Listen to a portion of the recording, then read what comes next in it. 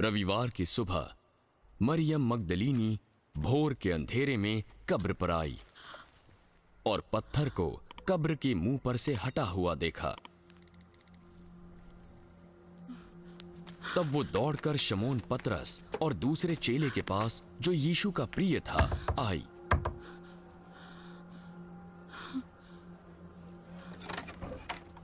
वे प्रभु को कब्र में से निकाल ले गए हैं और हम नहीं जानते कि उन्हें कहां ले गए हैं।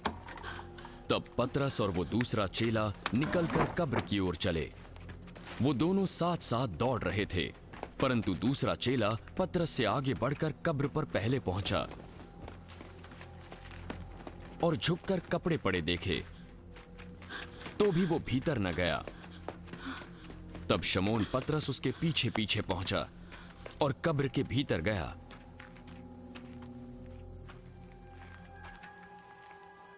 और कपड़े पड़े देखे और वो अंगोछा जो यीशु के सिर से बंधा हुआ था, कपड़ों के साथ नहीं परंतु अलग से लिपटा पड़ा था। तब दूसरा चेला भी, जो कब्र पर पहले पहुंचा था, भीतर गया और देखकर विश्वास किया।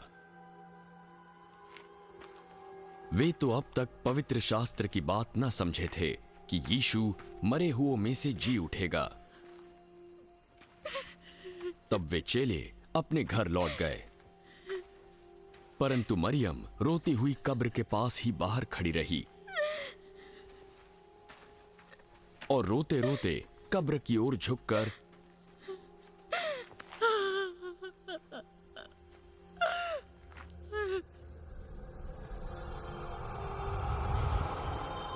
उसने 2 स्वर्गदूतों को उज्जवल कपड़े पहने हुए, एक को सिरहाने और दूसरे को पैताने बैठा देखा, जहां यीशु का शव रखा गया था। हे नारी, तू क्यों रोती है? उन्होंने उससे पूछा। वे मेरे प्रभु को उठा ले गए और मैं नहीं जानती उसे कहां रखा है। ये कहकर वो पीछे मुड़ी और यीशु को खड़ा देखा, पर न पहचाना कि ये यीशु है। हे नारी, तू क्यों रोती है और तू किसको ढूंढती है?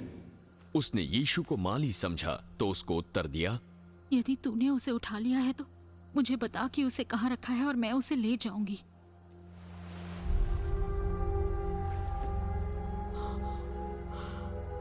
मरियम। मरियम ने पीछे मुड़कर इब्रानी में कहा, रब्बोनी, जिसका अर्थ गुरु है। मुझे मत छू,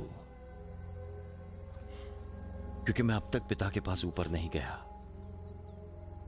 परंतु मेरे भाइयों के पास जाकर उनसे कह दे, मैं अपने पिता और तुम्हारे पिता, अपने परमेश्वर और तुम्हारे परमेश्वर के पास जा रहा हूं। मरियम मगदलीनी ने जाकर चेलों को बताया कि उसने प्रभु को देखा है और यीशु ने उससे क्या बातें की। रविवार का दिन था। संध्या के समय चेले यहूदियों के डर से द्वार बंद करके बैठे थे। तब यीशु आया और उनके बीच खड़ा हो गया। तुम्हें शांति मिले। और ये कहकर उसने अपना हाथ और अपने पंजर उन्हें दिखाए।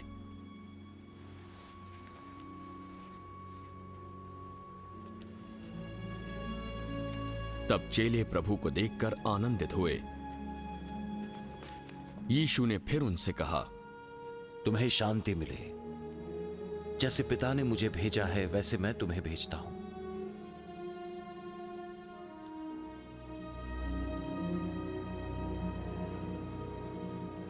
ये कहकर उसने उन पर फूंका।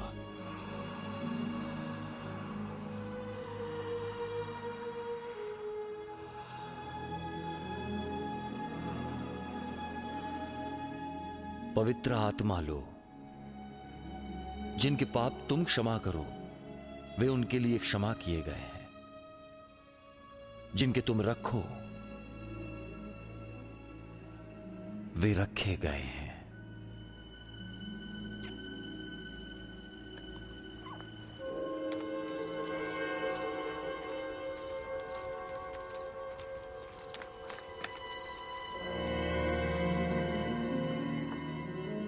परंतु 12 में से एक, अर्थात थोमा, जो दिदुमुस कहलाता है, जब यीशु आया तो उनके साथ न था। जब अन्य चेलों ने उसे बताया, हमने प्रभु को देखा है, जब तक मैं उसके हाथों में कीलों के छेद न देख लूं और उनमें उंगली न डालूं और पंजर में हाथ न डालूं, विश्वास न करूंगा।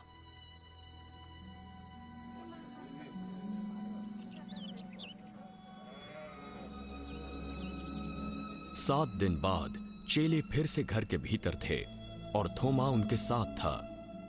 द्वार बंद थे। तब यीशु आकर उनके बीच खड़ा हो गया।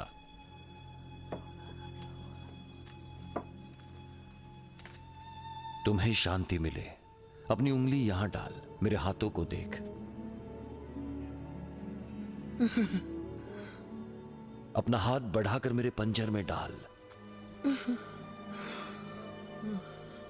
और अविश्वासी नहीं, विश्वासी बन। हे मेरे प्रभु, हे मेरे परमेश्वर,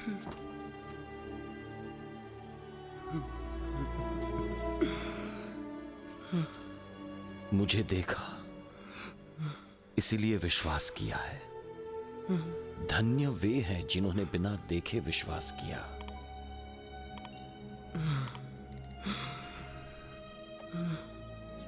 यीशु ने और भी बहुत से चमत्कार चेलों के सामने दिखाए जो इस पुस्तक में लिखे नहीं गए, परंतु ये इसलिए लिखे गए हैं कि तुम विश्वास करो कि यीशु ही परमेश्वर का पुत्र मसीह है और विश्वास करके उसके नाम से जीवन पाओ।